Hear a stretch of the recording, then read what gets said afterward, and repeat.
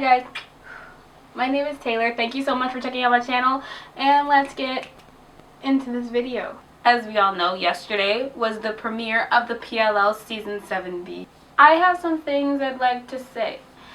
People are like, oh, there were a lot of questions answered, and the only real question answered was a question that I didn't really think about to begin with, which was that we know for a fact that Mary Drake is Spencer's biological mother, and I kind of took that and ran with it. I didn't really think of the possibility of Spencer not being Mary Drake's mother, only because if they would have went down the path of Veronica denying it to Spencer, then like it would have been, they don't have enough time to like correct that. To me, this whole AD thing pointed back to Lucas, because if you remember when Lucas came back from he said like he developed app software, like that was his job, and that's how he became really rich.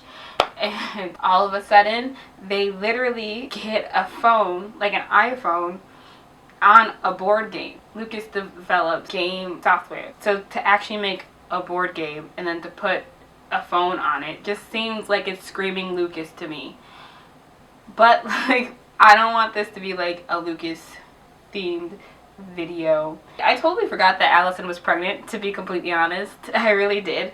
And then it was weird because the way that Allie said she's raising a stranger's baby was different. A lot of people believe that Emily's eggs are put into Allison. At first I didn't really believe that, but as much as Emily wants to be in this child's life, I feel like that's a huge possibility. So maybe it is Emily's kid. I wouldn't be too upset with that, especially if they're endgame. I think that'd be so cute. Like, it's Emily's biological kid, but it came out of Allie. What better way is there for two moms to have a kid? Like, Spencer visited Toby. Why the board game wanted Spencer to visit Toby, I have no idea why. I think it was just a way just for her to find out that he was in the hospital, but I don't know what the advantage was for that. I mean, I know she got the letter. By the way, I totally agree with Hannah. I would just open up the whole thing and see what's inside, because it's literally a game. Just open it and see what's inside. What's the point of playing this game if you can get to everything and like do whatever? And it seems like with the previews and stuff, everything that the board game is going to make them do, it just makes them incriminate themselves. So it's like, why are you going to keep going if it's only going to get worse? But, you know, I've never been put in that situation, so I can't judge, of course. Nicole and Ezra are already getting on my nerves. Like, I don't even think she's relevant. They're going to try to make her come back and be, like, this big part of Ezra's life. But, like, no, he moved on. It's been years, I think. It's been years, right? Whatever. He's, like, and now you're going to come back and you're going to be a completely different person. It would be totally selfish to just, like, expect him not to move on with his life. And Arya's being really understanding, which I get, but I am over it. There's not that much time. You have 9 more episodes. Get a move on. Mona, like, dictated over Hannah's whole thing. It didn't really bother me what Mona was doing. I didn't see it as Mona trying to control Hannah. And I don't really think Hannah did either until Kayla pointed it out, but maybe she did. I don't know. I just didn't think about it that way. I just thought Mona was being like a good friend.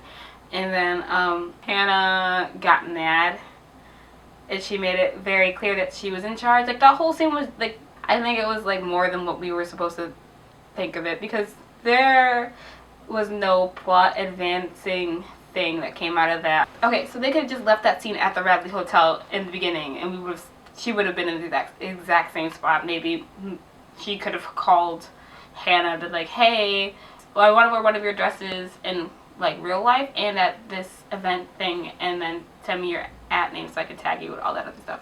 But like, she didn't, and they didn't. I think it was because there's like a power struggle between Hannah and Mona, and we needed to know that Hannah was in charge, but you see what I mean? Like, there was like this thing that was going on between Hannah, Mona, and Caleb, where Hannah was in charge, but it seemed like Hannah's supposed to be in charge, but Mona was the one who was alpha-ing. Like, she was the one who was like barking and making commands, and Hannah had to put her in her place. But it's like, why? I don't know. I just think there's more to that than than we needed to know, because they only have 10 episodes, and to include that scene in one of the 10 episodes would be weird if it didn't mean anything in the end. Emily and Allie, this episode pretty much just revolved around them working at the school together, and Paige came back, like, yes, Paige. They're working in the school. Emily is the coach, Paige is the director of athletics, and Allison is something else. Oh, Allison's a teacher. And Allison and Paige pretty much had like a pissing contest, and then Emily was sitting there as a buffer, and they were like throwing names, and they were throwing people under the bus, and they were throwing each other under the bus. And it was like, this is Paige's first week, and I think it was Emily's first week too. I'm pretty sure they started at the same time, or it was like they're new, and it was a lot. It was just really uncomfortable for me to watch, and I'm not. That was weird. I just think that after watching this episode, it has just convinced me more that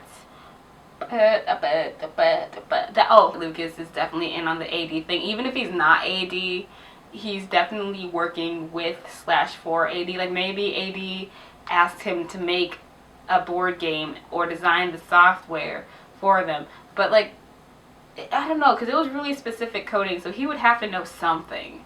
And then as for the Jenna reading Braille thing at the end, that just takes a whole lot of planning. Like, in order for that to work, they would have needed to know that Noel wasn't going to make it out. Or, because they had that whole book that was not only written, but written in Braille just for Jenna. And I'm assuming they don't want to talk to her, because if they talk to her, then she's going to know who it is. So it has to be someone that Jenna knows. So yes, to recap, a lot happened. A lot didn't happen. It was okay.